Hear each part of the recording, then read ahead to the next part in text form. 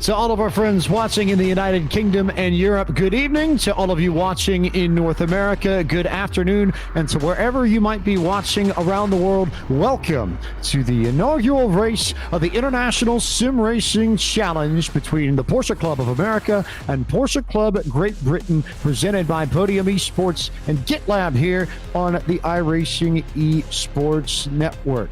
And I get a tremendous thanks to our friends at GitLab for their partnership and presentation of our race today.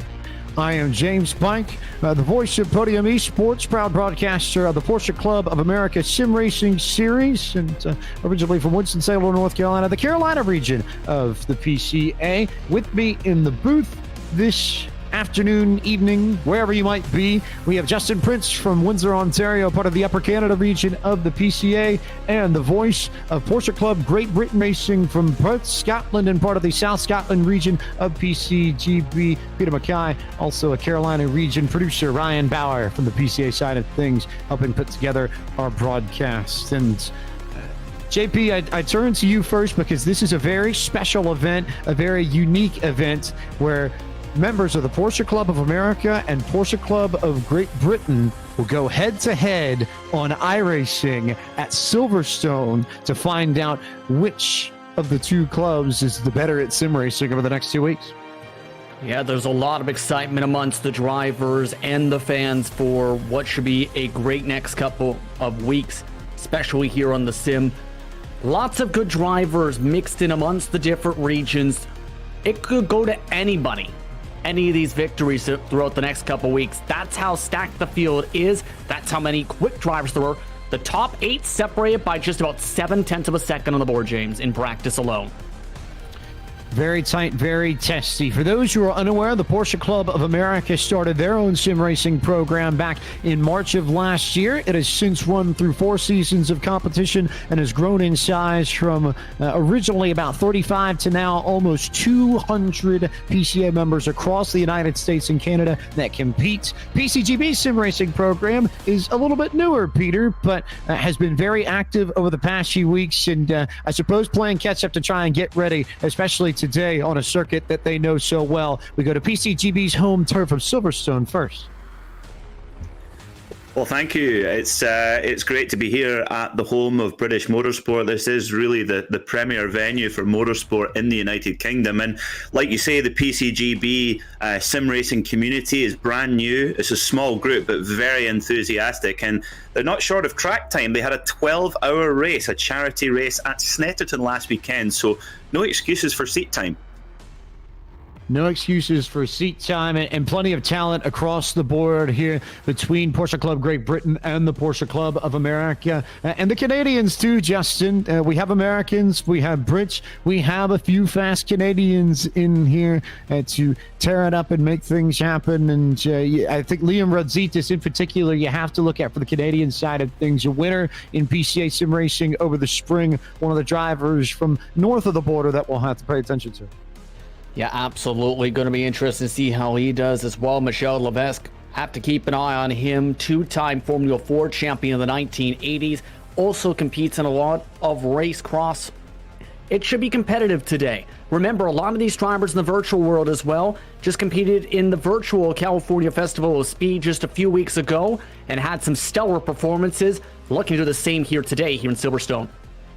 Plenty of names to talk about over the course of the next 15 minutes or so before we take the grid for this first race of 2. But right now, let's take you around Silverstone, this iconic circuit in the United Kingdom, and we'll ride along with a member of the Peach State region of the PCA, Mike Neiden, one of the members of the steering committee of the Porsche Club of America Sim Racing, will take us around Silverstone.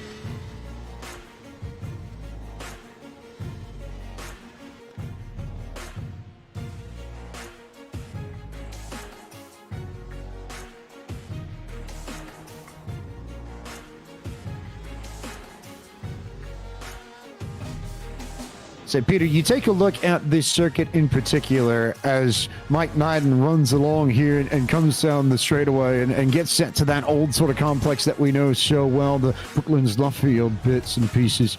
So many combinations of high-speed straightaways and very technical, tight, twisty turns that make up one of the classic circuits of the world, a mainstay on the Formula One calendar, but ever present in just about every major category of motorsport that can be seen. MotoGP comes here, the World Endurance Championship comes here, and just so much to love about this place. It really is. I mean, for both two and four-wheeled motorsport, Silverstone is just one of the premier venues. It's one of the premier facilities. But really, even without the facilities, the layout of the track, just the section on screen here, we're going through the iconic Maggots, Beckett's and Chapel section. And Lewis Hamilton, of course, the reigning Formula One world champion, he says that, I quote, Eau Rouge has nothing on that section. So he comes down the hanger straight into Stowe, this very classic right on the edge, find the threshold corner, Justin Prince before you get back to Vale, and then the new chicane and club that were tweaked a little bit when they rebuilt the paddock some 10 years ago here in Silverstone and changed the dynamic of this track significantly on that end. Yeah, and it catches a lot of drivers off guard. You see how much wheel has to be put in some of those sections right there alone, heading towards club. A few drivers in practice had bits of snap of oversteer, overran some of the curbing. Going to be tricky to stay inside the rumble strips today here at Silverstone.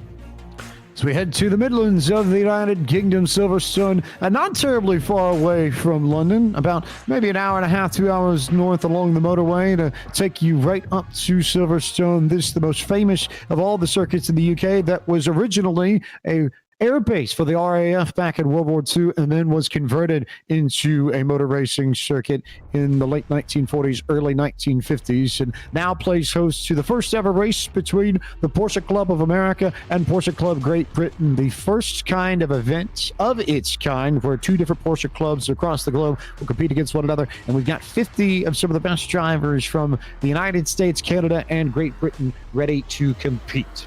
We would not be complete here in our broadcast without speaking to some of the top people across both sides of the pond. So we are now joined by the chair of PCGB, Ed Pike, and the president of the Porsche Club of America, Tom Gorsuch. Ed and Tom, welcome to the broadcast and welcome to the inaugural event of the International Sim Racing Challenge. Thanks, James. Yeah, thanks, James. Great to be here. Ed, I'll turn my attention to you from one Pike to another. The PCGB side of sim racing is a newer program to PCA, but to see the competition between these two and to see how much sim racing has exploded and I think brought a new level of interest to Porsche, how has that benefited the Porsche Club Great Britain even in its early days?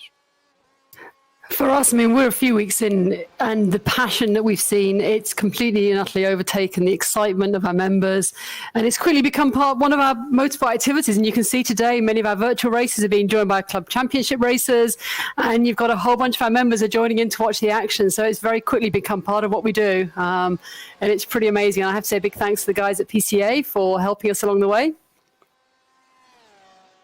And PCA, Tom, has the older of the two programs, and the growth has been tremendous from about 35 back in March of 2019 when this program was first formed to almost 200 PCA sim racing members now. When this program got started and we went racing at Sebring at the beginning of March last year, did anybody in the executive committee of the PCA envision this program and this activity within PCA becoming so large?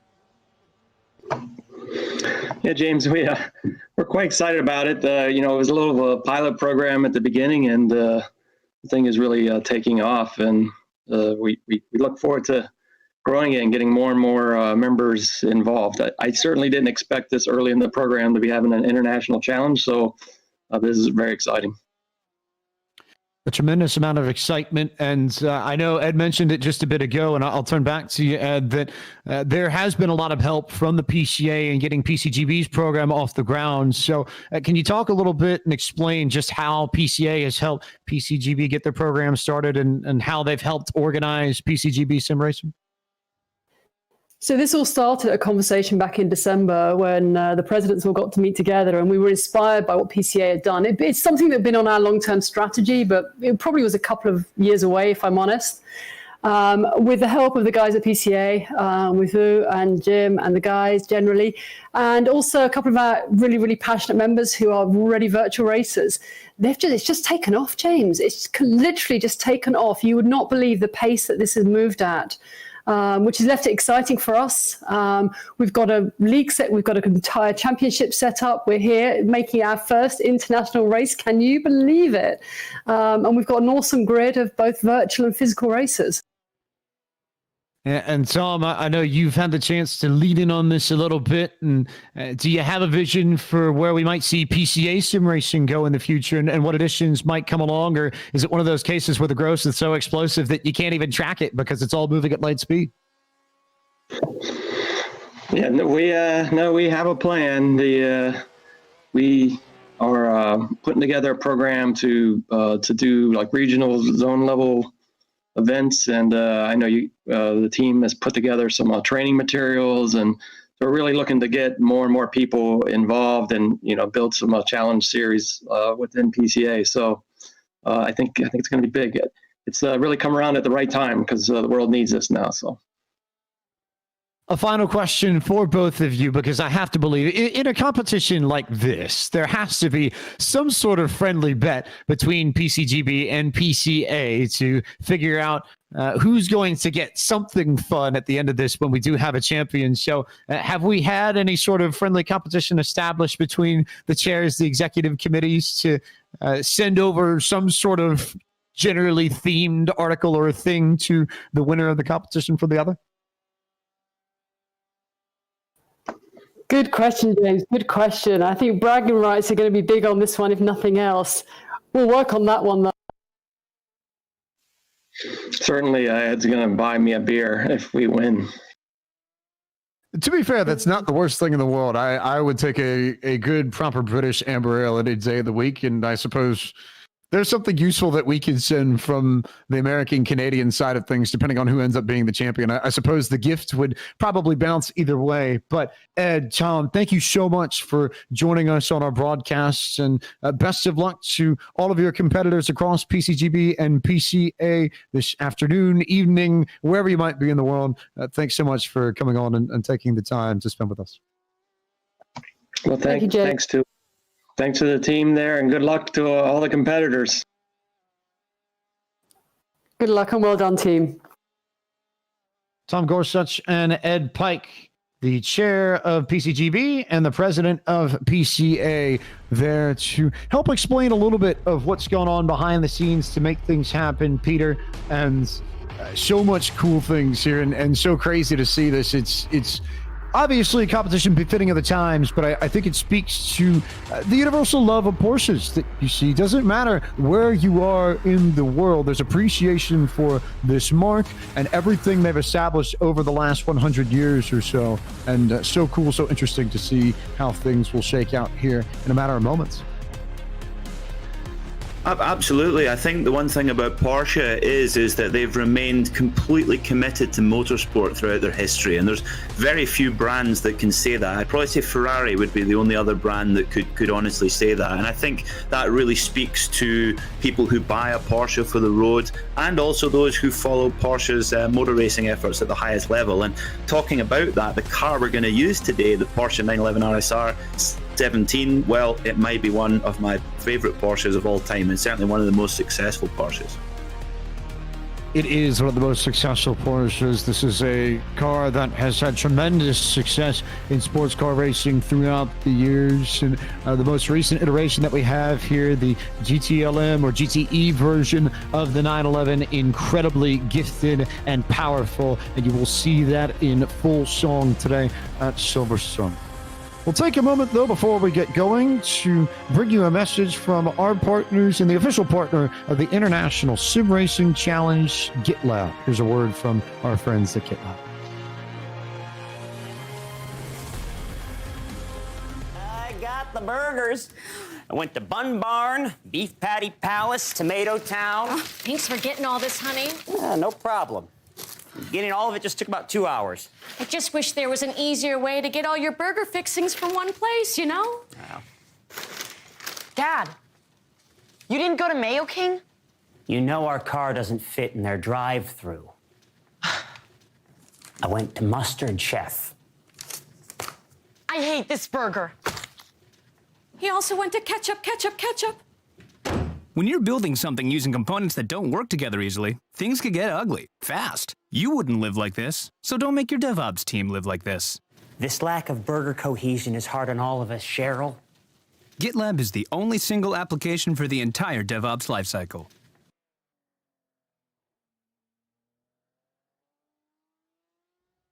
A message there from our friends at GitLab, the presenting partner of the International Sim Racing Challenge. GitLab empowers your team to thrive remotely, and their all-remote team works from over 65 countries to build the leading collaboration tool for DevOps. You can discover everything they've learned in the remote work playbook. You can visit gitlab.com for more information. GitLab, of course, a proud partner of Porsche and part of the team that helps to develop some of Porsche's mobile apps and Porsche Passport and Porsche Drive. Those two programs both run off of GitLab technology, Justin Prince. So maybe not a surprise that they jump on board and they're involved with the International Sim Racing Challenge. I think they, much like the rest of us, just want to see some great racing and some great motorsport. Yeah, so happy to have them along with us as the sponsor for today's event and the presenting sponsor. It should be some good fun action here today, though, at Silverstone, because it is a track with a lot of space, a lot of opportunities to draft off one air to try and make passes. It's also going to be, mind you, something where you are going to have to keep an eye on how drivers maintain their equipment, specifically their tires, and how they manage the strategy for today. It should be a fun one today, James, especially when the green flag drops for this first race of two today.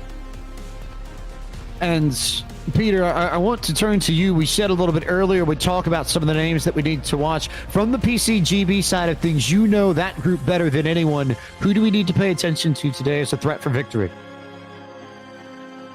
Well, I think a big shout out has to go to two guys, Matt Kyle Henney and Will Chadwick. Last week in the 12 Hours of Snetterton, and bear in mind they drove the whole 12 hours themselves, the consistency of pace between the two of them I've never seen in any motor race, virtual or otherwise, in my life. So watch for them today. Clearly, just saw the qualifying times there. They're a little bit far down the order, but do watch for them during the race. Matt Kyle Henney, he comes from a racing family. He's a PCGB racer in real life. And his father, Peter, is involved in the Carrera Cup GB as well and races with a team called SW Engineering. A few names there that you'll need to pay attention to from the GB side. From the American side, a few names near the top of the board. Jason Lisner, one of the fastest men in PCA sim racing out of the First Settlers region of the PCA, which covers Virginia Beach, Jamestown on the coast of the state of Virginia, up to the state capital of Richmond. A few other names there of many, many races in PCA veteran status. Chris Pies, James Youth in there as well. But maybe the one name above all that we need to keep our eye on, who's yet to finish off his qualifying lap, Michael Polishek in the 45 out of the northern New Jersey region, which is where you'd find Newark and some of the suburbs just south of New York City's. Polishek, the newly crowned champion of Series 4 of PCA Sim Racing and one of the fastest drivers who puts up the 7th fastest time on the board. He's got plenty of speed in that number 45 Porsche 911 RSR, the blue and green from Lone Wolf Motorsports, and one of the drivers that you'll have to pay attention to. Leif Peterson also looking pretty quick as well as we get set for a tremendous evening or afternoon of racing, depending on where you may be in the world. But wherever you are, we are so glad that you have joined us for this, the inaugural race of the International Sim Racing Challenge, the first of two. Silverstone this week and Road America next week, to find out who's the best of the best between the two Porsche clubs of America and Great Britain. It is time to bring you our starting grid for our first race of two, and to lead us off with our first 10 starters, we give the honor to PCGB's Peter Mackay. So in pole position is the number 11, Matthew Dorrington. Joining him on the front row of the grid will be number 8, Matt Kyle Henney in the yellow and black Cesante Porsche. In third will be Jeff Lewis. Fourth, Jason Lisner. In fifth, Christopher Pies. Sixth, James Huth. 7th, Michael Polasek in the number 45. We've got to watch for him coming through the field. In 8th will be William Chadwick in the 88 car. In 9th will be the 913 of Leif Peterson. And 10th will be the 28 Strasse Porsche of Carl Sharkey. Paul Rita will start in the 11th position. Chris Walsh will roll off from 12th. 13th will be the number 13 of Austin Greatvets. Mark Phillips will start from the 14th position. 15th will be the 92 of Liam Radzitis. Matthew Kikis begins from the 16th position. 17th will be Greg Carr. Then it will be Gavin Halls, Joseph Stiffel, and Dewey Kang rounding out your top 20, Justin Prince. Mark Hughes starts in 21st spot. John Montgomery in 22nd position. Lynn Wilson in 23rd. Brian Swift starts in 24th position. Then you have Igor Soiker starting in 25th position, Stuart Clark in 26th, Michelle Levesk in 27th, Jonathan Shum 28th, Ian Hannon in 29th, Kenny Brown rounds out the top 30. It'll be Angus Archer, Ed Nelson, Patrick Gill, Jake Steinbrink, Matt Mitchell, Robert Cottle, James Craig, David Stewart, Charlie Howe, James Hsu. Your top 40, then Luke Holroyd, Rodney Campbell, Mike Nyden, Paul Solk, Danny Jones, Andrew Elsom, Randall Ayers, Christian Rava, Bruce Robinson, Carl Hazelton, Bob Moore, and Mark Sherrill. Your 52 on the grid for our race here at Silverstone. We go for 50 minutes around this venerable circuit. 5.891 kilometers, 3.671 miles, 18 turns. We race in the afternoon, and we are green flag racing at Silverstone. It's just after 7:30 p.m. local time here. It is 65 degrees Fahrenheit, air temp 67 degrees Fahrenheit. Track temp as these cars roll off into Abbey and into Farman Village for the first time, and Matthew Dorrington will lead them into the corner along with Matt Kyle Henny, who gets moved. Jeff Lewis makes the move very quickly. Contact there in that first corner as they all slide through, but it is Matthew Dorrington. Justin Prince will lead them down the Wellington Straight for the first time. Yeah, top 5 all single filed out, heading down the Wellington Straight, one of the newest sections, heading towards one of the most historic sections, Brooklands, Luffield, Woodcote. Known for its good opportunities to try and make moves, especially on the left, all the way into the right-hander, but its mistakes heading off into Woodcote. A couple drivers did that in practice races throughout the week. No mistakes, though, amongst the top 5, all staying within a slipstream train of about 1.5 seconds. So Dorrington, Lisner, Lewis, Pies. There were quite a few drivers that were caught up in an incident over near Village that first time around, but as they head into comp speed of a guy, it is Dorrington ahead, maybe about 4/10, then two PCA members in Lisner and Lewis. After Dorrington, you have to go back to Austin Greatvets to find the first PCGB driver. So a bit of a sandwich there, but PCGB on top on home turf early on in the first event. Well, interesting. Jason Lisner there in the Gulf paint scheme car, very aggressive there into the opening section, making contact with Matt Kyle Henny. Now, we must make our viewers aware of the orange zone rule. For the first lap of each race, if the stewards spot a contact, that driver will be given a 60-second stop-go penalty. So let's see if Jason Lisner in that number 50 car, if he's going to get a penalty or not. Race Control is reviewing that incident as we speak, and as they bring down any sort of penalties throughout today's race, we will notify you as soon as they send out their messages from the tower, so you all will be some of the first to know. It is still Dorrington, though, who leads this first lap, and a good little battle pack behind him that starts with Lewis and includes Lisner, Pies, and Polasek, three names who have seen a lot of action here in PCA competition. They were at the old version of Silverstone just a few weeks ago, the 2008 scan of iRacing that was here. And for those who aren't familiar with the platform that we race on today, this is iRacing, the world's rare online motorsports simulation that we're using, which laser scans circuits and cars down to the millimeter across the board, and then models their physics down to the tiniest fraction to create the most realistic sim racing product on the market. So you look at these 911 RSRs and this circuit at Silverstone that is used, it has been laser scanned to the nth degree, so everything that you feel when you drive this circuit in real life is something that you will feel when you race it in iRacing. It is a brilliant little program, this, and plenty of fun to get around, and there's lots of racing that you can do. A lot of folks taking part in iRacing's big Indianapolis 500 event with the IndyCar, which was held earlier today. You can go NASCAR racing, you can go open wheel Formula 3 and Formula Renault racing, but today, Justin Prince, the focus is on the sports cars and these Porsche 911. Yeah, and it's been some interesting racing so far. Just a few minutes down on the clock so far. By the way, Jason Lisner did get that orange zone violation that was talked about by Peter. But a good send up the inside. Christopher Pies giving up a spot to Polasek at the front of the group. Still, though, Lisner is still holding on to the head of the train. They've lost ground to Lewis. But all that shuffling is going to break up these drivers more and more, allow other cars to try and have a shot to move into the top 5.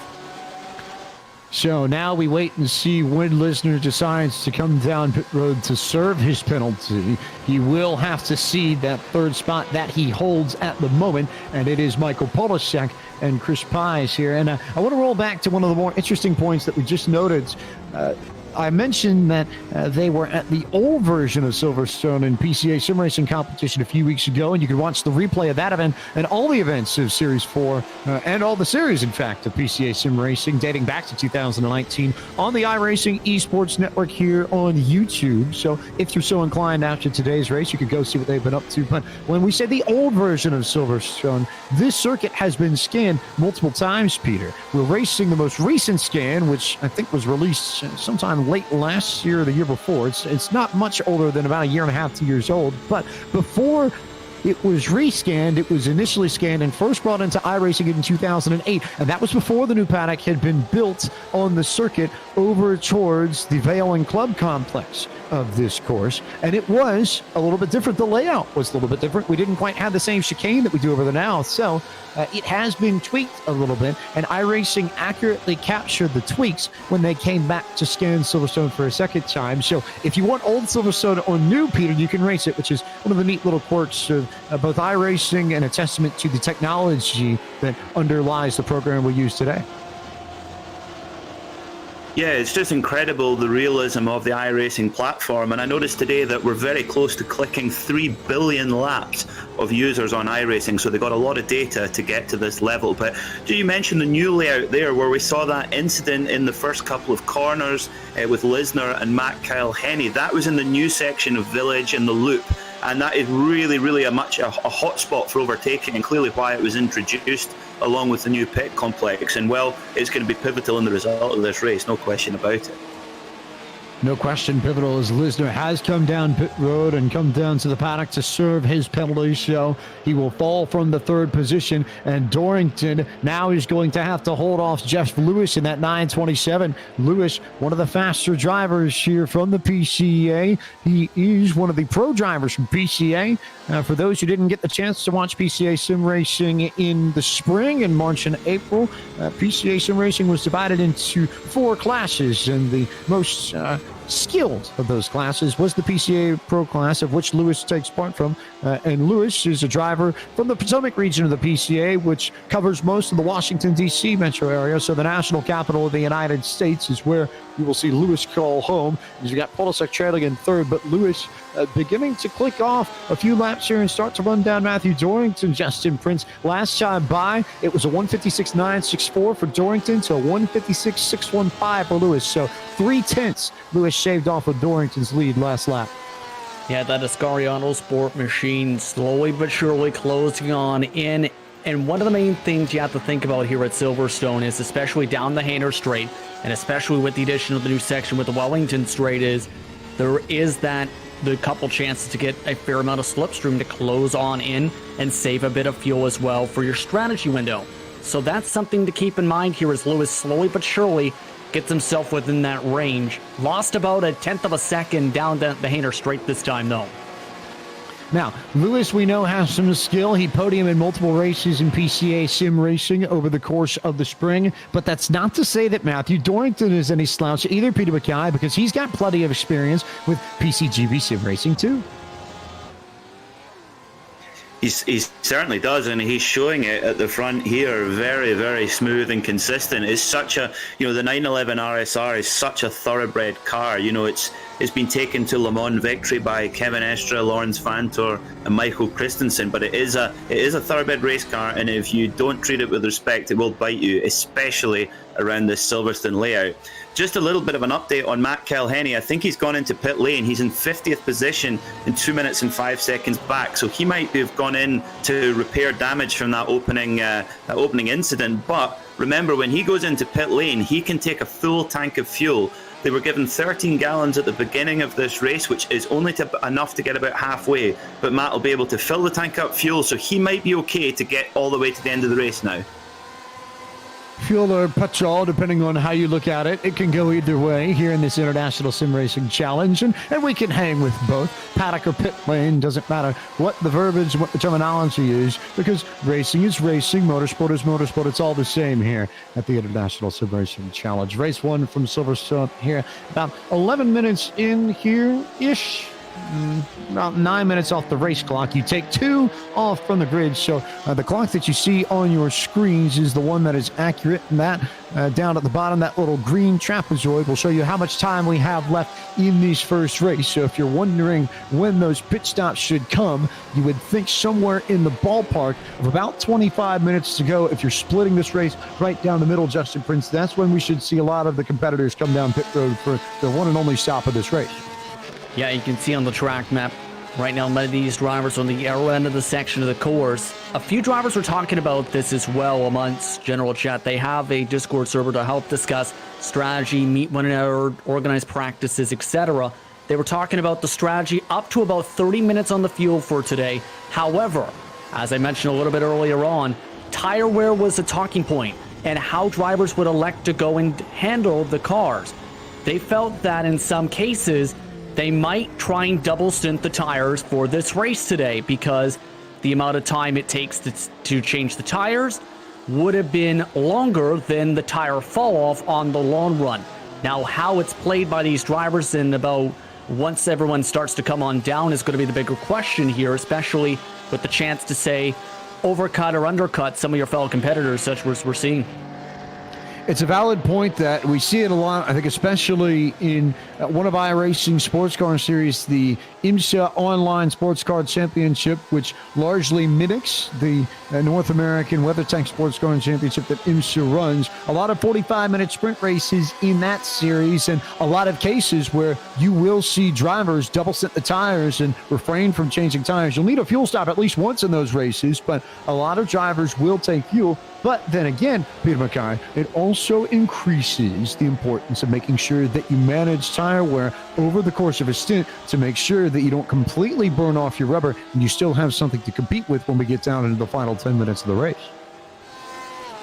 Absolutely, and that's what's going to be so intriguing, because taking a change of tyres here in iRacing does take quite a bit of time, sometimes up to about 20 seconds depending on the car. But, well, it's how much do you sacrifice, of course, and 4 new Michelin tyres on these 911 RSR machines, especially around, at Silverstone, you've got so many fast corners where you're really leaning on the aerodynamics that this 911 RSR has. You can see that massive rear diffuser, and of course all that pressure puts through the tires obviously wears them out. However, this 911 RSR has a really sophisticated switchable traction control system, so the drivers can adjust it to help them. So if they're getting a little bit more slip when the tires are going off, they can turn that traction control system up to give them a helping hand. We'll shuffle along a little bit here. We'll keep our eye on this lead battle between Dorrington and Lewis, but we'll slide back to some of the other good battles in this race, and we'll slide back in particular to the 11th position. That's where you'll find Igor Soiker and William Chadwick, and these are 2 drivers who have plenty of experience in sim racing. Soiker, of course, the champion of the sportsman class of PCA Sim Racing Series 4 just a few weeks ago. That was for drivers with I ratings up to 1190, or rather 1299. And for those unfamiliar with the I rating system, basically it is a system that iRacing calculates with every race that you won and tells you effectively how skilled you are overall. So naturally, the more skill you have, the higher your I rating goes up. A lot of the drivers in PCA Sim Racing will fall somewhere between the 700 to 2500 range, and Igor Soiker was the champion of those who ran at 1299 or under. William Chadwick, though, also pretty accomplished in his own right via PCGB Sim Racing, and Chadwick won the 12 Hours of Snitterton event that was held not too long ago, Peter Mackay, and not only races in the sim here in iRacing, but runs go-karts in real life, so plenty of experience to trade off between these 2 drivers. He certainly does. He's a very talented young man, very, very talented sim racer. He's actually a sort of semi-pro sim racer. He's supported with equipment and things like that. Forgive me, I can't remember the manufacturer of that equipment. I'm sure he would tell you. But no, he's a very, very talented go-kart racer and looking to make the step into cars at some point, perhaps through Gianetta scholarships or even through PCGB stuff. We'll need to wait and see. But for those wondering, he is not a relative, although he drives like her, he's not a relative of W Series champion Jamie Chadwick. Would be one that you could totally mix up if you wanted to, but as it stands, not something that we'll have to mix up as Chadwick has overtaken Seuker and jumped into the 11th spot. A note from race control, and for those who are curious in chat, there were 4 drivers who received the orange zone violation that Peter talked about and Justin talked about at the beginning of the race, 4 incidents on the opening lap. Jason Lisner was one of those, along with Paul Riga and Carl Sharkey and Stuart Clark. And it is of note that drivers who were collected in the incidents that were started amongst those 4 drivers were not penalized, but those who start the incidents get the penalty. And in Lisner's case in particular, Matthew Kyle Henny got immediately torn to pieces by a significant amount of the field that came behind him into that first run through the tight section, through Village and the loop. And if not for the contact with Lisner, then Kyle Henny would still be up towards the front of the field after putting together a fantastic qualifying run. He started in second on the grid in this race. So that, per race control, is why Lisner was penalized. And Lisner, incidentally, deep in this field and still trying to come back and really gather himself back together. Jason Lisner currently scored in 47, 1 lap down. So plenty of work for him to do to climb back up through this field. Pace is certainly there, but going to be a long road for him to hoe to get back to the top and get up to the front of today's proceedings. Meanwhile, other good battles in this group. We'll turn to PCGB once again. We'll turn to Peter Mackay once again because you have a trio of PCGB drivers that are racing for 17th and 18th and 19th. Angus Archer, Ian Hannon, and Greg Carr all fighting for spots, or at least 2 of them. PCGB's Carr, the PCA member in this bunch, but still Archer and Hannon leading this parade as they go through Megas, and Chapel. Yeah, Angus Archer is a real-world PCGB club racer. He races a Porsche Boxster tuned by a company called AMS in a lovely white and blue livery. And again, he was competing in the 12 Hours of Snetterton, and probably I would say he was the most consistent driver. Apart from the top 2 men, he was really the guy who kept the car on the road and was rewarded with the top 5 results. So he's a very clean driver. I think that's a lot of drivers who race in the real world, you find on iRacing, they are very clean because they're used to not making too much contact, especially with a Porsche. You don't want to get your shiny Porsche all dented with wheel-to-wheel combat. And consistency is something that I don't think we stress enough in sports car racing in particular, because so much of it is endurance-based. It's a skill that really can pay off dividends here in a way that you wouldn't necessarily see it recognized in other categories that are more sort of sprint-natured here. Maybe if you're not necessarily the fastest driver, it sometimes doesn't matter in sports car racing, because if you can lay down consistent laps, and I think here, if you're somewhere in the 158s and you can consistently run that number, you're probably going to come out with the top 10 finish, even if you don't start on the grid in a top 10 position, Justin Prince. So one of those cases where you might not necessarily need to be the fastest. It's sort of a classic version of the tortoise and the hare story.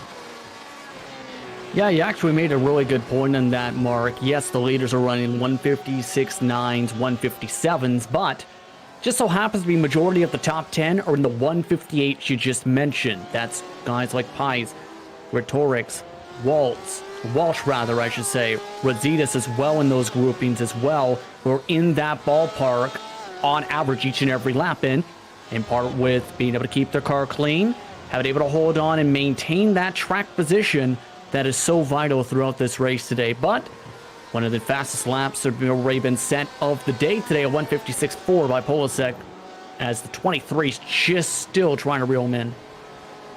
Polasek has the fastest lap. The problem is that he's also 3.2 seconds behind your race leader, Matthew Dorrington. So if you are the 45 machine, how do you manage this run and make sure that you keep everything in one piece? And Polasek certainly not going to waste time here as some of these drivers begin to come down pit road. I see Ian Hannon making his way down for service, so he's one of the first to come in. But in either case, Polasek just trying to make sure that some of these lap cars get out of the way. He flashed the lights on Carl Hazelton, and certainly no surprise, given his speed, Peter Mackay, to see Polasek with the aggression and with the flashing headlights, just to make sure that everybody in front of him gets the universal signal of, you may want to get out of my way because I do have a little bit of pace after all.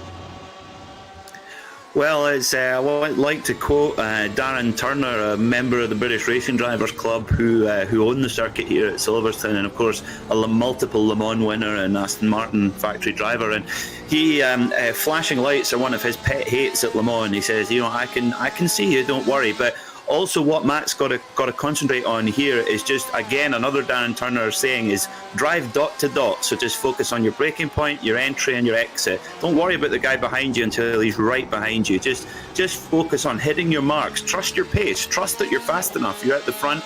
You've got a fast guy behind you, but you're fast too. So I think it's just not letting it get flustered. And to be honest, if someone's flashing your lights at you, it knows that they're maybe getting a bit impatient. One of the interesting quirks of motorsport, both in real life and in iRacing, and again, a testament to the strength of the simulation.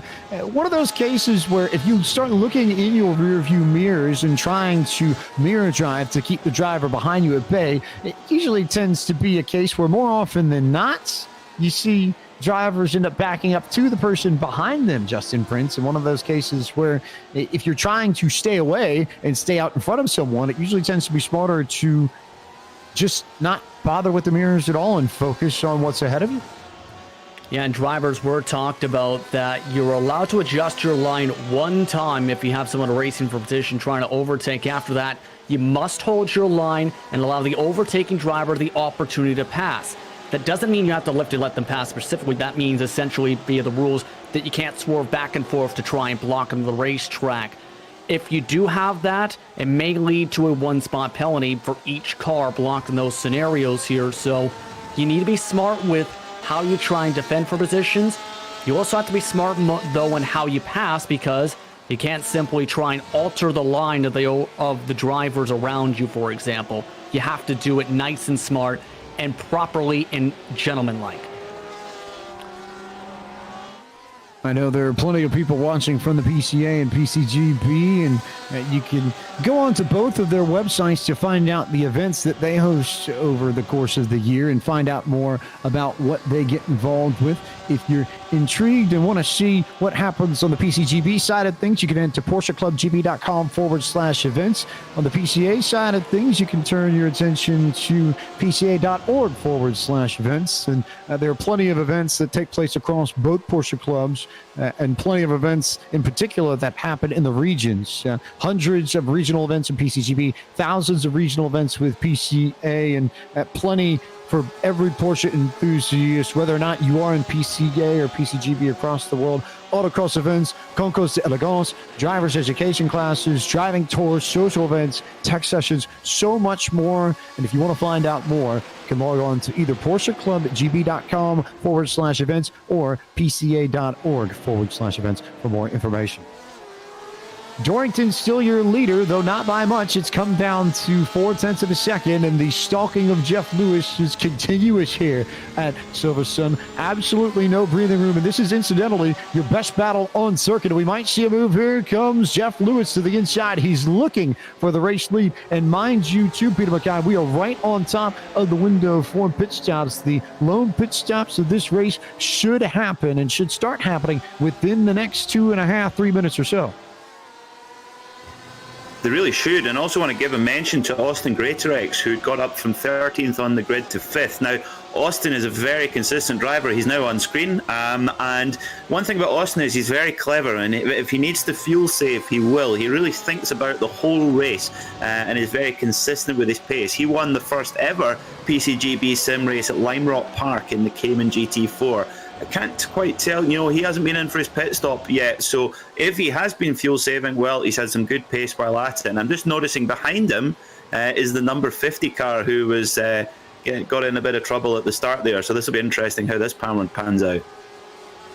Could be a lot of fun. And of course, that 50 machine of Jason Lisner, who did serve that orange zone violation. Lisner still deep in this field. He's at the 43rd now, but again, still not where he wanted to be. But pit stops are going to be the order of the day within the next few moments or so. With about 26 minutes left on the clock, we're not terribly far away from our iRacing midway race break as well.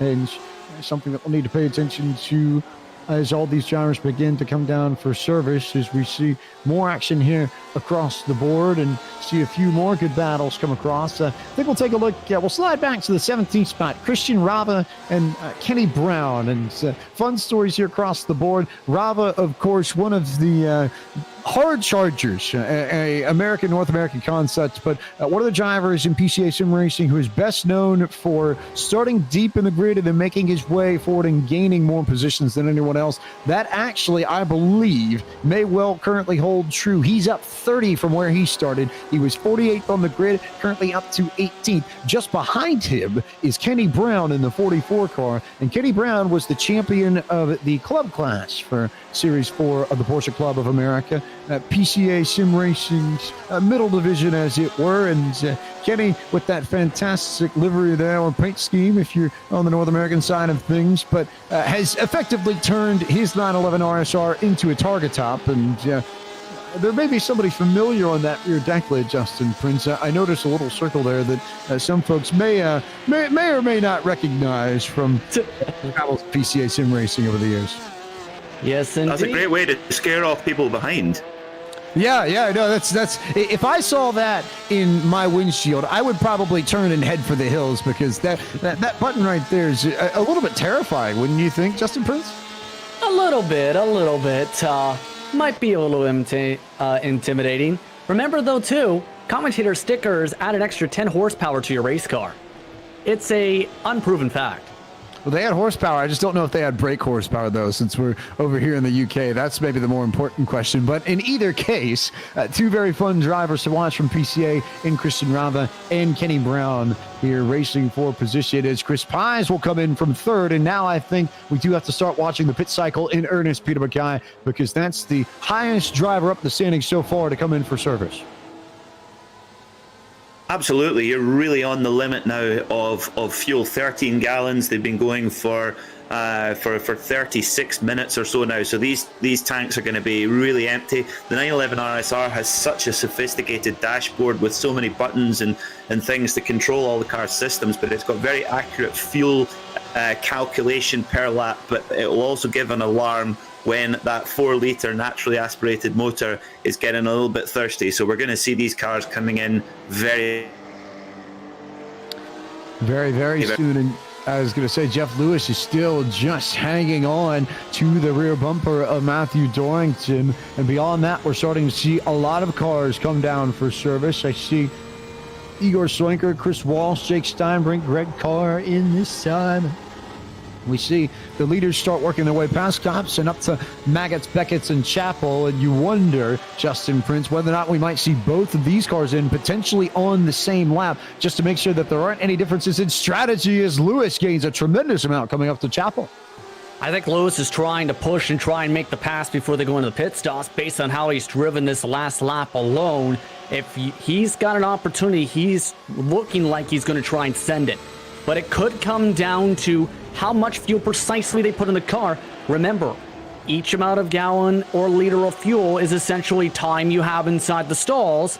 And it looks like Lewis is going for the undercut to try and get by the leader in Dorrington by getting cleaner space with that quicker pace we've seen that last lap. So very, very intriguing. How about that? It is Jeff Lewis, who is the first of our two main leaders to come down pit road for service. So Dorrington, you would expect, will respond next time by and make his pit stop of the race. And we'll have to keep an eye on the lane time and then the delta. Lane times here vary anywhere from 40 to 50 seconds. And then you consider the braking and the re-entry. It's about a minute that you lose from pit entry once you get on the brakes and come down the access road to exit when you rejoin the circuit. So one of those cases we'll have to watch and see what the time is for Jeff Lewis on his stop compared to what Dorrington puts together. They were just about dead even, Peter McKay. So any sort of difference between those two numbers might make the difference between who wins and loses this race amongst the two of them. You're absolutely correct, yes. And also, one thing to consider about Jeff Lewis, number 927, just those few laps before he came into the pits, he looked very, very comfortable there behind the number 11 of Dorrington. And that gives him the opportunity just to change gear that little bit earlier, lift and coast coming into the corners, and just save those crucial litres of fuel. And they could make all the difference, just being able to sit behind the number 11 and save a bit of fuel. So let's see if Jeff Lewis is going to get the jump. While Jeff Lewis gets the jump, I want to turn back to you, Peter McKay, because Mark Phillips is a name that I think we need to talk about. No surprise that one of the linchpins of PCGB sim racing carries the Union Jack on his car today. But Mark really has been a force in PCGB to get this whole program off the ground. He absolutely has. Mark comes from the IT world, and that has been hugely helpful. It's certainly helped me personally a lot, understands how much capability not only iRacing has, but the broadcasting of iRacing. Obviously, we've got an incredibly realistic and professional broadcast today, but Mark's been a great part of helping that and also encouraging people to come and take part. I often refer to Mark as the Bernie Ecclestone of PCGB sim racing, and I'd imagine that's a fair title. As Matthew Dorrington has come down for service, we'll keep an eye on that. But if we talk about Mark Phillips, I think we'd be remiss not to talk about his American counterpart out of the Peach State region of the PCA and all the drivers there who do so much. It is Mike Knighted in the 71 car out of the Atlanta area, who is one of the chief people on the PCA Sim Racing Steering Committee that meets on Tuesday nights here in the United States to help organize PCA Sim Racing and put on not just the races and the main events that take place on Friday nights, but special events, fun events for the community. There's an entire Discord server for PCA Sim Racing to come together and congregate. So much to talk about amongst those groups. And every Tuesday night, they come together and plan out the interludes, the preludes that are run on Wednesday nights, and they put together some fun combinations. I know I've looked at the calendar for some of the summer events. I saw the 911s at Road America and Laguna Seca and Road Atlanta, and admittedly coming from NASCAR country, one of the ones that feels a little bit more at home to me, the RSR from Daytona on the oval. So we could see some high-speed drafting from these Porsches, Justin Prince. And I also heard rumors that it might be worth taking the 911 RSR to the new released North Wilkesboro Speedway, too. That would be interesting to see how they would drive at the short track, especially with 33 pit stalls there and the tightness at some of the corners. That would be absolutely fun. But speaking of tight margins, we talked about the fuel numbers and how the amount of fuel you put in are valuable seconds. Lewis put in 17 seconds of fuel. Everyone else around him, including the current race leader Stowe and Dorrington, put in 15 seconds. Guess what's the gap, James? 2 seconds. So in other words, the amount of fuel put in by the 927 lost him the gap and basically all the advantage he had had the past few laps in trying to pick up pace on the 11. A bit of a killer. Lewis, yes, was about 2 seconds slower down pit lane, and it was entirely off of the fuel. I think that's the most important thing, that the difference in lane times was negligible. It was entirely in the stall that Lewis lost that time. So as you said, Justin Prince, it was all about the fuel that he took that has cost him that distance. And what was about a 0.3 of a second gap between Dorrington and Lewis has now jumped to about a 2 second gap, and it will be on Lewis to try and run him down in the final 20 minutes of this race. Before we get to the final 20 minutes of this race, though, it's time to take our iRacing midway race break, which is brought to you as always by iRacing, the world's leading online racing simulation. Developed from the beginning as a centralized racing and competition service, iRacing organizes, hosts, and officiates races on virtual tracks all around the world. iRacing is home to a wide variety of officially sanctioned series with racing from the Australian Supercars, IndyCar, IMSA, NASCAR, the World of Outlaws, open wheel racing, and more. It is Matthew Dorrington who leads this race in the International Sim Racing Challenge presented by GitLab over Jeff Lewis. Michael Polasek currently holds the 3rd position. 4th belongs to Christopher Pies. 5th is Chris Walsh. Liam Redzit is holding it down for the Canadians in the Upper Canada region. He runs in the 6th spot. 7th belongs to Dewey Kang. Mark Phillips runs the 9th spot, or 8th spot. 9th is William Chadwick, and 10th, Justin Prince, is Joe Stiffel out of the Chicago region of the PCA. Brian Swift is in 11th spot, starting in 24th. Levesque up to 12th, up 15 positions. Greg Torex in P number 13. Lee Peterson in 14th. Then you have Soiker back in 15th spot. Matt Mitchell quietly has gone from 35th to 16th. Ian Hannon in 17th. James Huth in 18th position. Greg Carr in 19th. And Steinbrink rounds up the top 20, Peter. Certainly does. I was just noticing there the number 32. He's got an absolutely classic Porsche livery, the Valiant livery. Very, very famous amongst classic Porsche race cars. But let's see how this race is going to go. We've only got 16 minutes left now, and we're going to see who really has the pace between Dorrington and Lewis. Fuel is all even now, and now it's just a straight battle. 21st in our race is Christian Rava. James Sue runs in 22nd. Mark Hughes is 23rd. 24th is Paul Sulk. James Craig runs in the 25th spot. 26th is Lee Peterson. Robert Cottle runs in 27th. Rodney Campbell in 28th. 29th to John Montgomery. And 30th, Justin Prince to Andrew Elsom. Rodney Campbell in 31st. Andrew Elsom, as you mentioned, cycled up to those positions. There are pit stops currently going on. Luke Hoyrod is in 31st position with those. Jason Litzner has gone up to 32nd. David Stewart, 33rd. Jones, Robinson, Gill, 34th to 36th. Then Jonathan Shums in 37th. Knighton is in P38, a +5 for him. Then you have Matthew Kikas, who has had a very quiet day today, was involved in one of the incidents early on, is in 39th now. Ayers just overtook him on the track, though, for P39 to cycle Kikas down to the 40th position, James. And Nelson Live timing and scoring is in 40th. Bob Moore in 41st. Gavin Halls runs in the 42nd spot, 43rd to Carl Sharkey. Matthew Kikas in 44th, 45th to Charlie Yao. Matt Kyle Henny 46th, 47th, Lynn Wilson, Carl Hazelton, Mark Sherrill, Stuart Clark, Angus Archer, Paul Riga, the rest of your running order. And that concludes our iRacing Midway Race Break. With over 170,000 drivers on the surface and over 80 laser scan tracks and cars to choose from, iRacing is the original esports racing game. And for more information, you can visit iRacing.com today. We'll also remind you that our coverage of the International Sim Racing Challenge is presented by our friends at GitLab. GitLab empowers your team to thrive remotely, and their all-remote team works from over 65 countries to build the leading collaboration tool for DevOps. You can discover everything they've learned in the remote work playbook and visit GitLab.com for more information. GitLab, of course, a proud partner of Porsche and part of the team that puts together the technology that powers Porsche Drive, Porsche Passport, and Porsche's selection of mobile apps. So, plenty of GitLab in the Porsche world, and especially the high-tech world, and proud partners of the International Sim Racing Challenge, this event between sim racers who are members of the Porsche Club of America and Porsche Club Great Britain in a cross-continental showdown that will show us who really is the best across both seas.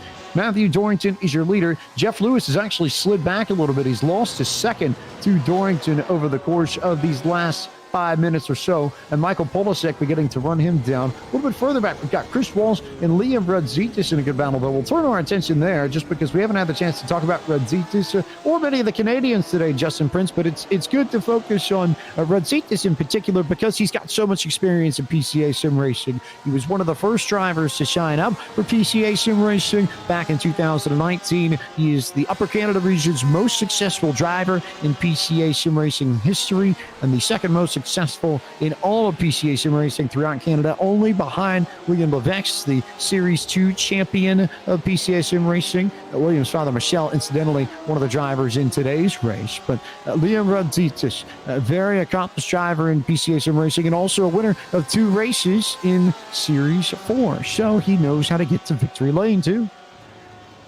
Yeah, he is a very successful driver. When it comes to road course racing, if it is going left and right, he's likely taking part in it. You talked about his experience in PCA events, took part in the Virtual California Festival Speed, finished in P5 at the GTD2 class for that just about a few weeks ago. Even went in the stock car challenge, that podium held back in 2019 as well. Finished P12 in that with a couple top 5s and top 10s. So in our words, if it goes left and right, you'll always find Liam on the track. Sounds about right to me as we work our way towards the final 10 minutes of this evening or afternoon's race, depending on where you are. But in either case, Radzitis doing a nice job chasing down Chris Walsh in the 104. That's a battle for 5th and 6th on the racetrack as Walsh gets a little bit sideways and Radzitis will slide right on through and join the top 5 of the race for the first time this evening. So we slide a little bit further back, and a few more drivers that we can talk about who are in a good battle. We've got Ian Hannon, Greg Carr, and James Huth. And Ian's another one of the PCGB contingent, Peter, who has plenty of experience here. He certainly is. Yeah, he was involved in the 12 hours of Snetterton, and he's running along in 16th place today. Loving his livery as well, with the blue paint scheme with the orange wheels as well. But talking about our PCGB guys, Matthew Dorrington, he's pulled out just a little bit of a gap from Lewis there, but he's very much on his own. The next guy along is Mark Phillips in 8th and 9th position with Will Chadwick also. But one thing also to make our viewers aware of is that although a lot of these drivers will be shown the blue flag to say that a car on a lap ahead of them is coming through. Now, in the rules, interestingly, the blue flag is simply an advisory. It is not a mandate for that driver to pull over. So for our leaders, that's going to be, I think, what's going to decide the last 10 minutes of these races. How they get through the traffic and how the cars in front behave and how much respect they give the cars behind. I think that's a very valid point. It also may play into whether or not Dorrington has to give up some of that position and that gap to Lewis, who is still about 3 seconds back. If you look up the circuit, you've got some drivers there. Bruce Robinson out of Cleveland, Ohio is in the mix, as is Jonathan Shum out of the Carolina region of the PCA. Beyond those two, you've got Danny Jones out of PCGB, Patrick Gill in there, but they're all relatively spread out, Justin Prince. So if Dorrington needs to pick them off one by one, he certainly has the space to do so. Yeah, you can see just up the road, for example, some of that traffic starting to become a little bit of a factor with Patrick Gill specifically and a few of the others. As long as they give him the space, I think he's going to be okay. The thing is, though, you have to remember, fellow orange cars, you've seen like Danny Jones, they're going to be looking to scrap. There's also drivers in front who may make mistakes and slide around the racetrack. We've seen it a couple of times, for example, with the Turtles. So if he plays it as smart as possible, just is nice and patient, I think Dorrington's in a great position. He's been one of the quickest drivers throughout this entire week in preparation, top of the boards, and today in practice. In fact, his top time in practice, he nearly hit dead on twice, James. That's how consistent he is at this racetrack. He's hitting near identical times right now in race trim. And I think interesting when you note just how much this place flows. It'll be a different sort of challenge at Road America next week, Peter McKay, and a different sort of racetrack too. There's so much of Silverstone that's sort of long corners and or high-speed corners here. It is a fast circuit through and through. Road America is a bit more stop and go, tighter corners and places where you really need to get down on the brakes and nail the braking zones in order to find a fast lap up in Wisconsin.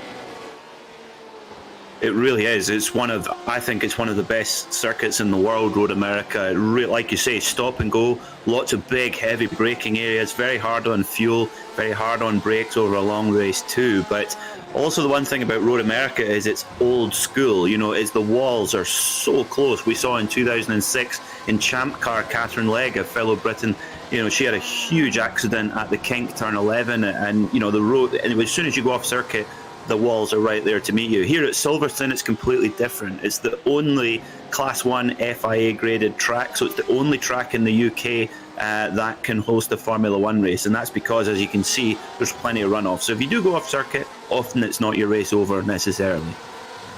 And that event you can see back here on the iRacing Esports Network on YouTube at 4 p.m. next Saturday or 9 p.m. in the UK. Next Saturday night, May 23rd.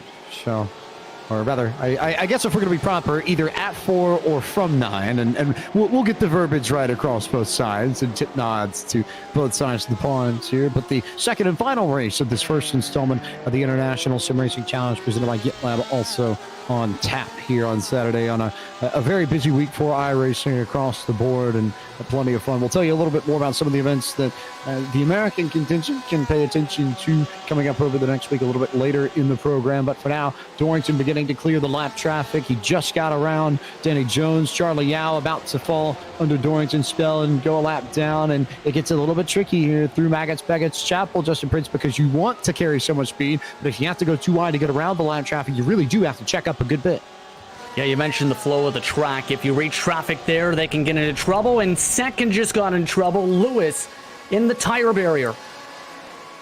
Jeff Lewis in the tire barrier, making contact with Charlie Yao and Jonathan Shum. They all were just racing for the same spot. And Shum, I think, came up. I didn't think he realized that he wasn't clear and just drove right up into Jeff Lewis and collected Yao and collected Lewis, too. There was nothing, I think, that anybody could have done. It was all on Shum. So Lewis now slides back, and it's Michael Polisek who jumps up to P2 as everybody continues to sort themselves out. And Chris Pies, who has come up to P3. Lewis now back in the 4th position. Yeah, this really shakes things up just a little bit. Lewis now only lost a couple positions in that sequence. Well, it could have been much worse in terms of the damage, but now that gives a big cushion to Dorrington now. Because right before that, Lewis, you talked about it, was gaining tons of time. It gained half a second the lap prior. It was starting to pick up the pace and was getting through the traffic more efficiently, but at the same time, he was trying to push a lot more in the same section where Dorrington was being more patient on the brakes and on the throttle. That's where you need to be more calculated and trying to manage that traffic, and in turn, potentially lost Lewis a chance to battle for the win with about 3 estimated laps to go this time. It'll be tight. 5 minutes, 22 seconds left on the clock. So beginning to really work into the final bits of our first race of the International Sim Racing Challenge. Meanwhile, we'll slide back. And Peter McKay, I figure we'll give you a chance to talk about Dewey Kang just because you did make note of his liver, and we haven't had the chance to talk about Dewey all that much. But Dewey, a member of the metropolitan New York region of the PCA, which covers the New York City area and Long Island as well. And Dewey also a member of the club class of PCA Sim Racing. He was top 3 in club points for a good chunk of Series 4. Plenty of speed in his Porsche 911 and plenty of know-how, but also with a very historic livery too. You mentioned it briefly. I figure we'll give you an opportunity to tell us a little bit more about what that particular livery means to Porsche and means to sports car racing. Well, Valiant, if I'm not mistaken, are a company that make like home heating systems, so your boiler at home. But it's one of these brands that's so synonymous with classic Porsches. You've seen it on the 935 and the 911. And I have a little bit of a tradition with my goddaughter. I always get her toy race cars, and one of the first I got was a Valiant 911. So it's kind of close to my heart, and it's a brilliant paint scheme. As you can see it on screen, it looks fantastic on the 911 RSR, which is one of the best looking race cars anyway. But yeah, it looks great. Just a point to make about it's such a pity that we lost Lewis there from that battle, because as Justin said, he was really closing in. And of course, here at Silverstone, the slipstream is so important. The draft down the Wellington Straight and the Hangar Straight. You know, we saw it in 1969 with Jochen Rindt and Jackie Stewart passing each other on 30 occasions down the straight. So he was getting close enough to make a benefit of that slipstream. So that's a real pity, but this race isn't over yet. Not totally over yet, and it's still on Dorrington to execute and get around lap traffic. John Montgomery is up there, and then Luke Holroyd, and then Rodney Campbell, and then Jason Lisner. Those are the next 4 on track that Matthew Dorrington will run into. And I suspect with 3 minutes plus whatever lap he needs left to go, we'll see where this falls and what the lap times fall to. But my hunch is that with where he crosses on the line, it will be close, but it should be, I think, 2 laps left for Dorrington to secure victory in leg 1 of the International Sim Racing Challenge presented by GitHub. a final few battles to pay attention to over the course of this race. We can slip back to 11th for a moment. Look at Brian Swift, Austin Greatrex, and Michel Levesque. That trio racing for 11th, 12th, and 13th. Justin Prince. And good battle all around here, and plenty of experience between this trio. Yeah, indeed. Brian Swift holding on to the positions as we talked about already in this grouping. You have Greatrex, who we talked about a few times.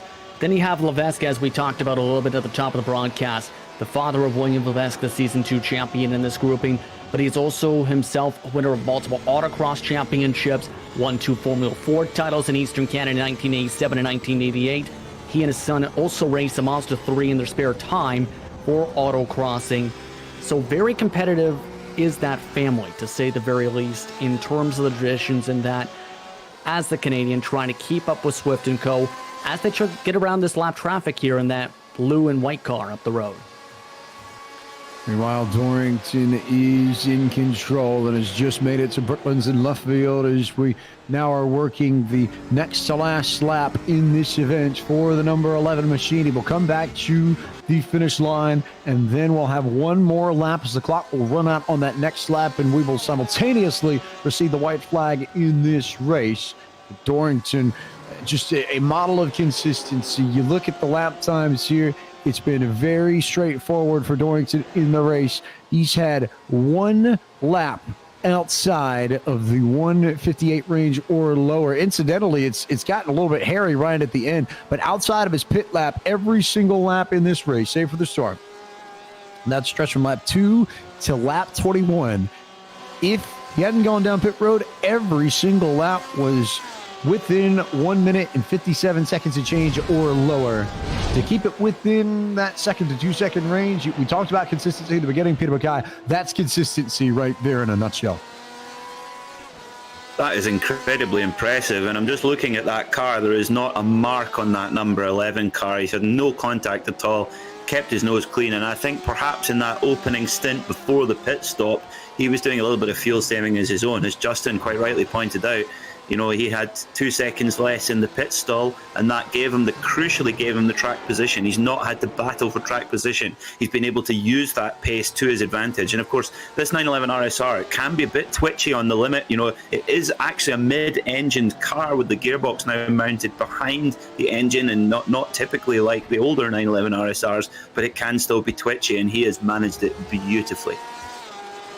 But these are all still rear-engine Porsches. It doesn't matter whether or not the engines might be a little bit closer towards the middle of the car now. They're all rear-engine because Porsches are always rear-engine. Right, Peter? Yeah. As these 911s continue to shuffle on and get through things, Dorrington has taken the white, so this will be it for him. Also of note, if you're wondering who the other top drivers are from our 3 respective nations and Porsche Club regions, Polashek is your top American in 2nd, and Liam Rodzitis in 6th is the top Canadian. So good stuff all around. But Matthew Dorrington, the man here, making his way through cups and through the Baggots Chapel complex for the final time, Justin Prince. And it's been a dominant performance for Dorrington from start to finish. You mentioned the consistency. He played his strategy smart. He kept his car clean from the opening jump. He's just been able to take advantage of it to dominate today's race. Has led just about every single lap around Silverstone today. Perfect lap traffic management as well. Helped him secure this one, James. Final corners all set to celebrate the first leg of this challenge with a victory.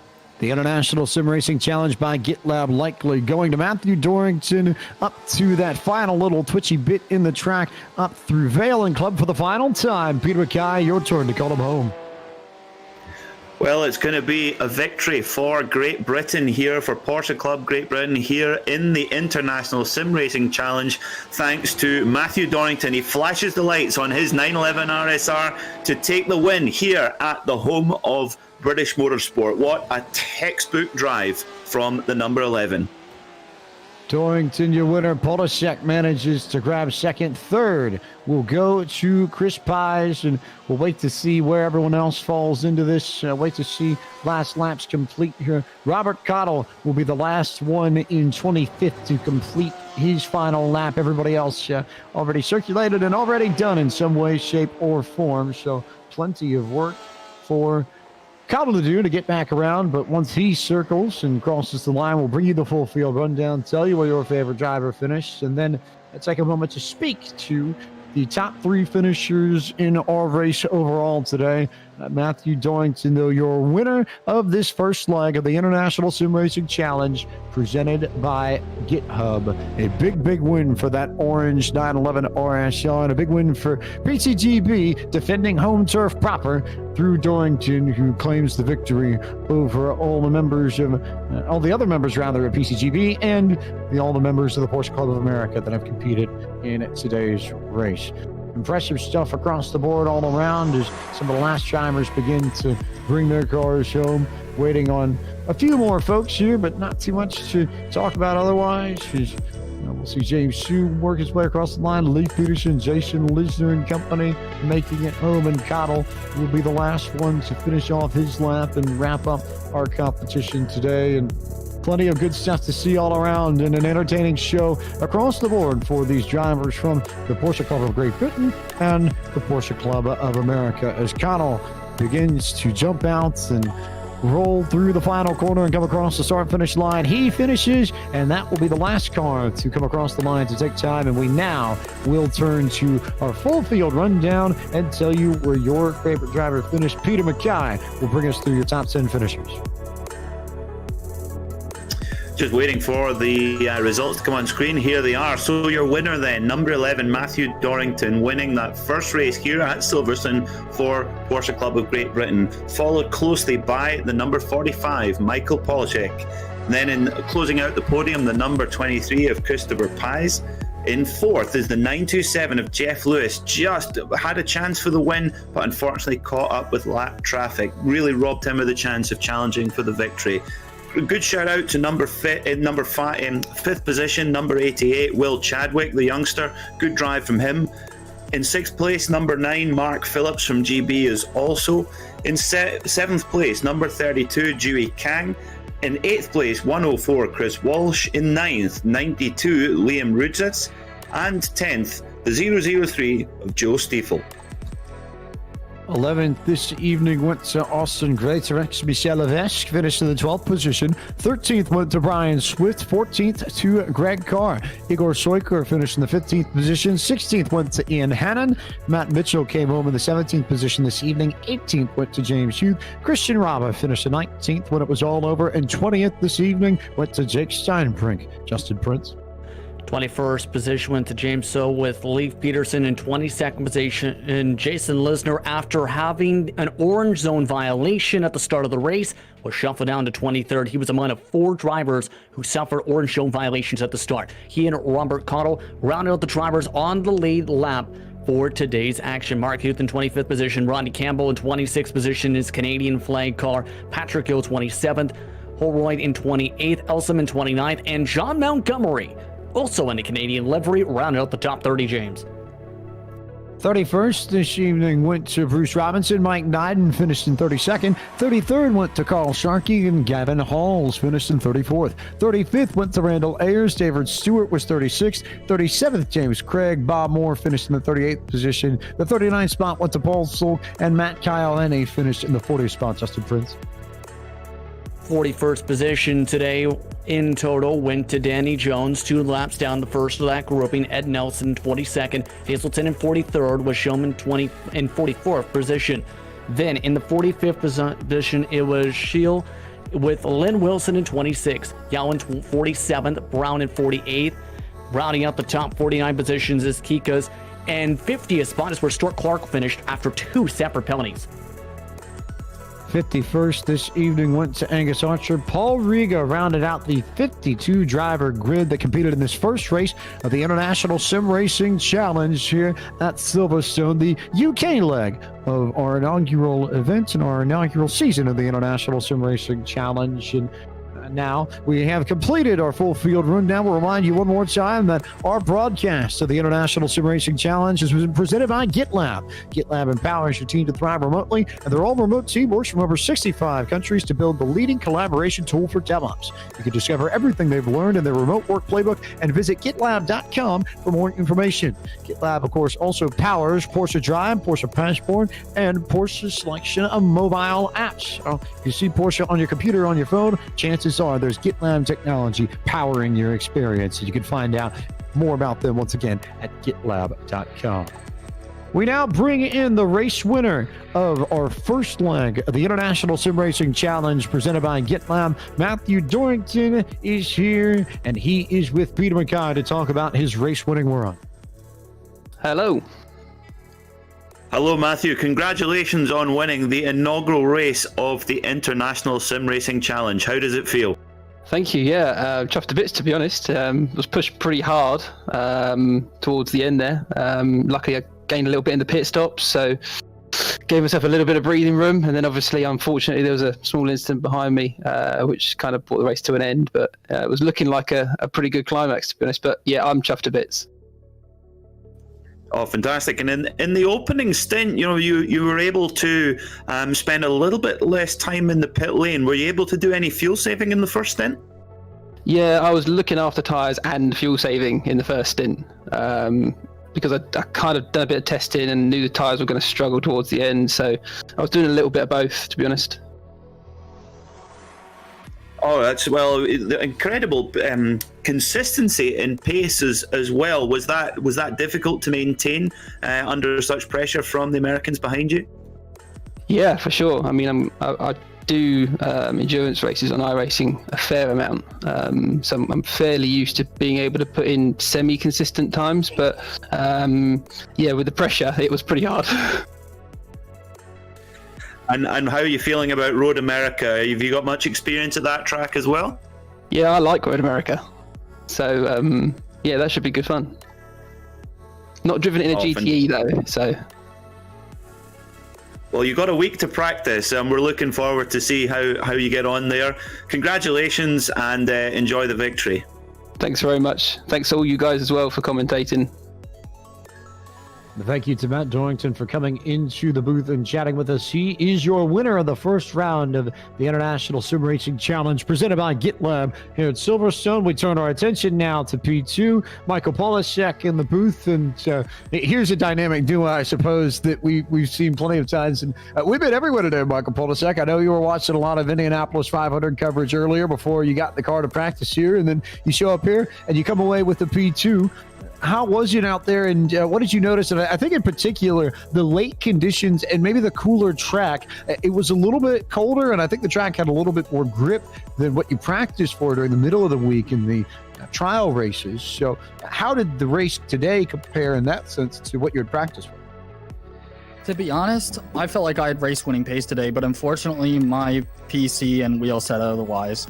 Every maybe 5 to 20 seconds or so, my wheel would completely lose all steering, including button control, gear shifting, and steering itself, which basically meant that I was pretty much at the fate of my wheel. So that's why I went off quite a few times. And I had to drive significantly slower due to that problem, because if I went too fast into a corner and the wheel failed, then I would be instantly going off the track and directly into a wall. So unfortunately, I got screwed over by that multiple times during the race, and that's how I lost touch with the leaders. It was a fun race otherwise. It was very scary inside the cockpit of the car, just knowing that your wheel could go at any time in the worst possible place. That also happened to me in qualifying as well, when my wheel just randomly decided to give out midway through qualifying. So I had to disconnect, restart the sim, restart my wheel. And by the time I did all of that, I only had one lap to go on ice cold tires. So I had to pretty much do the best I could with that, and then deal with the failing wheel problems all throughout the race. And after all of that, after all of those technical issues, it's not the win that you wanted, but is there a sense of pride that you take from this, and that you had to deal with all of those glitches and all those issues, and you still find a way to come away with the runner-up finish? I guess it gives me confidence that I'll be able to take the victory at Road America. Here's hoping. Road America is a completely different racetrack and offers completely different racing to the likes of Silverstone, which is more technical, while Road America, you're going to be seeing a lot of pack racing and a lot of draft trains. But as long as I get my PC issues sorted out, hopefully I'll be ending up at the top step of the podium. But I guess the one main takeaway from this is that I can say that I survived from a wheel that was trying to kill me. And Road America, you have good memories with when we were there last in PCA Sim Racing. You clinched your first PCA Sim Racing championship there. So I have to believe, given the issues here and what could have been, that you are very confident heading into our second leg of this International Sim Racing Challenge presented by GitLab at Road America next Saturday, no? It's going to be a difficult race. I mean, Matthew Dorrington, I got to congratulate him on the race win. He definitely has a bit of pace, so it's not going to be an easy fight, but I'm definitely looking forward to bringing the fight to him. I know there are plenty of people you need to thank. Michael, who do you need to send the shout-outs to for today's finish? Well, first and foremost, I got to thank my spotter and my teammate, Martin Brandberg. He's part of Lone Wolf Motorsports like me. He's very, very calm. One of the best people I have on the comms, and he keeps me in check, as well as my dad. He's in the room with me as per usual, and he always keeps me in check as well. I got to thank my sponsors, Grand Prix New York, the Northern New Jersey region, and GT Hub, as well as GitHub for putting GitLab for putting this event on. I also got to thank the PCA and Porsche Club Great Britain for putting this event on as well. And I got to thank the Northern New Jersey region as well for helping me get to where I am right now in my sim racing career. And I also got to thank Randy Probst again, as per usual, for his words of wisdom way back when at the start of Series 4, at the beginning of that season. He had a DE seminar, and he was very, very wise in his words, and I've been using that ever since. It's carried you well so far. We'll expect to see more of it in Wisconsin next Saturday. Thank you so much as always, Michael. Congratulations on P2. Thank you very much. Michael Polisek comes home the runner-up this evening, and third place went to Chris Pies out of the Maverick region of the PCA. Chris Pies, one of the ever presence here in PCA competition, or rather the Lone Star region of the PCA. Very admittedly easy to mix up at the risk of drawing the ire of all our Texans from the Dallas-Fort Worth Metroplex and Houston. But Houston area is where you find Chris Pies, and Houston area is virtually where Justin Prince has traveled to catch up with our third place finish. Yes, very quick pace throughout the day today. One of the quickest cars in practice, top 5 qualifying position, top 3 finish. How are you feeling after what was a lot of good battling for you in this race today?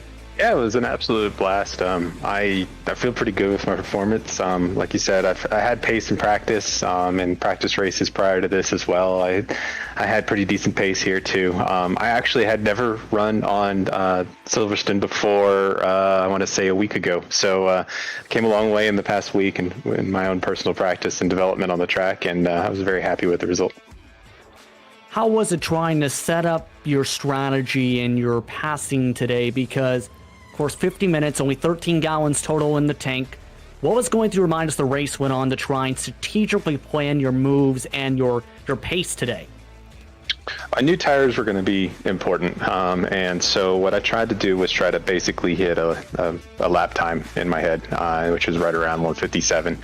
And I knew if I could keep on with that pace for the most of the race, I'd probably have a pretty good finish. So that was my target time. When I saw some lap traffic coming, I decided to pit a little early to see if I might be able to undercut Mr. Polisek in front of me. But other than that, keep my nose clean, let other people make mistakes and let the race come to me, which ended up working out, and ended up getting third place as a result.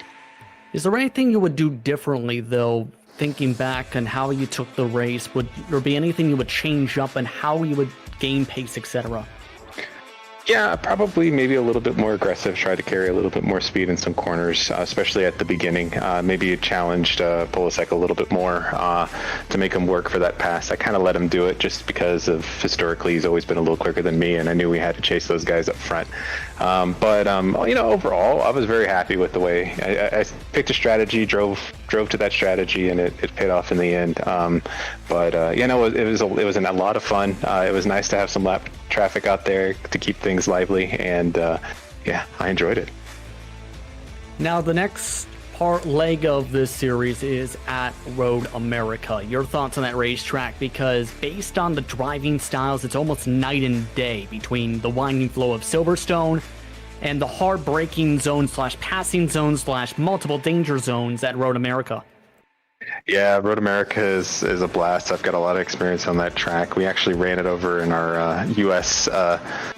Season 4 of our PCA races over here before this series, and it's like you said, it's kind of night and day. A lot of long straights, a lot of tight turns, a lot of good passing opportunities. Narrower track as opposed to the FIA track that is Silverstone, and I'm looking forward to it. It'll be good to see how our counterparts over the from across the pond, the Brits, tackle it. Hopefully. They get some time to get some practice on it, and we all have to put on a good show. Real quickly, anyone you want to thank before we let you go? Absolutely. In terms of who I want to thank the steering committee. I want to thank both the Porsche Club of America and the Great Britain version.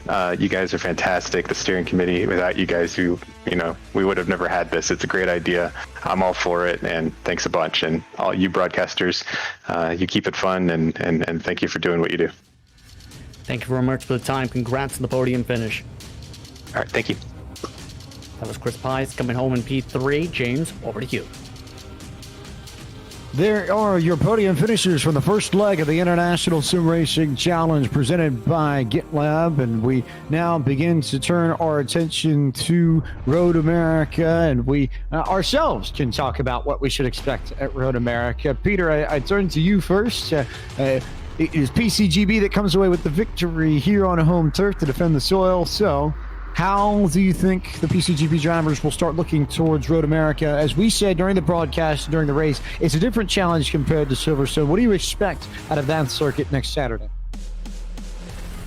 Well, I think it's going to be tougher for the PCGB guys. I mean, the Road America is a completely different circuit to Silverstone, and it's not a circuit that you really see being talked about much over in Europe, but it should be, because I'm a big follower of the IMSA WeatherTech Championship, and I think it's one of the best circuits on that calendar. It's so fast. Lots of great drafting opportunities, lots of great outbraking opportunities, and for those of you who want to see what the circuit's all about, if you watch the Michelin Pilot Challenge race from last year, Scotsman Robin Liddell went round the outside at Canada Corner, turn 12, in the rain on the final lap, and hopefully we'll see some excitement like that. But I think for our PCGB guys, they've got to get, like in all sim racing, you got to get in the seat and turn as many laps as you possibly can to get yourself dialed in. But if they can do that, then they can compete. But we'll just have to wait and see, won't we? What do you think? We will have to wait and see. Justin Prince, we're actually not terribly far away from your neck of the woods, Road America, not terribly far away from Canada. So to some degree, it's a bit of a home game for you two by comparison, at least a lot of the other drivers, both in PCA and PCGB. So you look at that track and you look at all the different braking zones, all the different tight corners and the narrow places. What stands out to you the most about Road America that we should look at next week? I think really one of the main things we have to keep an eye on absolutely is how drivers handle especially Sector 2, because that's where a lot of the speed and mistakes can come into play. All the way from the end of the moraine sweep in Turn 5, all the way through to hurry downs out of Turn 6 and 7, up through the carousel and up to the King. If there's going to be trouble, it's going to be in that part of the racetrack likely, especially where the King bottles up almost, right up to Kettle Bottoms, where there's a little runoff space between the grass and the Armco barriers. It's going to be a race where you have to balance and plan out your moves right down to the exact millimeter. Otherwise, you're likely going off either to the grass or off to the Armco in Sector 2. Probably right about all the above. I look at a few particular points on that circuit. Turn 1, Turn 5, the kink in Turn 11, and Canada Corner in Turn 12, with honorable mention to the hurry downs, Turn 7 and 8 at Road America. Those are, I think, most of the points that you're going to see change the race are going to happen in those particular places on the circuit. We also would be remiss not to mention the carousel in that mix as well, but all places that you need to watch out for, and all places that will play into the second leg of the International Sim Racing Challenge presented by our friends at GitLab. And we look forward to bringing you coverage of that right here on the iRacing Esports Network at 4 p.m. Eastern Time in the United States, 9 p.m. in the UK, and I guess 10 p.m. in continental Europe as well, but all right here on the iRacing Esports Network next Saturday, May 23rd. Before then, on the American side, a few things to talk about, and the North American side of that. Tomorrow, plenty of events that we can talk about for you, and plenty of events that we can talk about in the world of Podium Esports that will be coming up over the next few days. And it starts tomorrow. We'll have plenty of fun with the Richmar 150. The stars of the NTT Data IndyCar Series will to Chicagoland Speedway for a fun event that you'll be able to see at 1 p.m. Eastern Time on speed51.com and Speed51's Facebook page. Then a very special night for us at Podium Esports is Monday Night NASCAR becomes Monday Night IndyCar, the series filled with many of the media members of the NASCAR circuit go IndyCar racing from Indianapolis. It is May, after all. It's the month to go racing at Indianapolis in the open wheels. And we'll have our broadcast of the Podium Esports Twitch channel at 7 p.m. Eastern, featuring the legendary broadcaster and member of the Indianapolis Motor Speedway Hall of Fame, Bob Jenkins, will join us for the call, what will be a tremendous event. Then Tuesday night, we have more coverage of the eNASCAR iRacing Road to Pro, the main series that leads you to the eNASCAR Coca-Cola iRacing Series, the top level of oval racing in iRacing in the world. Then we trucks visit Michigan International Speedway at 9 p.m. Eastern next Tuesday, May 19th. Also on the Podium Esports Twitch channel. And then our final round of the Icebox Pickup Throwdown iRacing Truck Challenge as the stars of the NASCAR Gander RV and Outdoors Truck Series head to Homestead Miami Speedway in South Florida next Thursday night, 8 p.m. Eastern Time on Eric Estep's Out of the Groove YouTube channel and the Podium Esports Twitch channel. So plenty of fun coming up on the American side of things. Peter Mackay, what can fans expect on the British side of things in terms of upcoming events? Well, for us, we're going to have the inaugural PCGB Club Championship taking place after this season is over. Will be when you'll see a lot of the drivers you saw today will be taking part in the first ever Club Championship for the PCGB using the 911 GT3 Cup car. So actually quite a different challenge to what they're experiencing here with the 911 RSR GTLM car.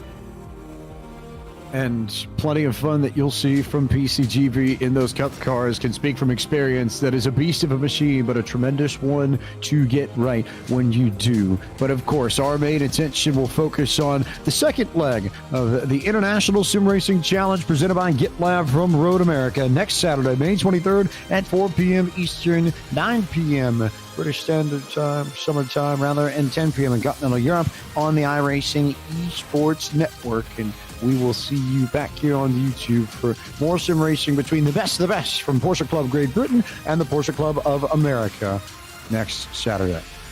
Starting to wrap up our broadcast today. So for everyone at Podium Esports, for Cisco Scaramuza, Gary Sexton, John Theodore, for our producer Ryan Bauer, for my colleagues here, Peter Mackay and Justin Pritch, I am James Pike, the voice of Podium Esports. Thank you so much for watching our broadcast of the International Sim Racing Challenge presented by GitLab. We will see you 1 week from this date, Saturday, May 23rd, for the second and final leg, the conclusion from Road America.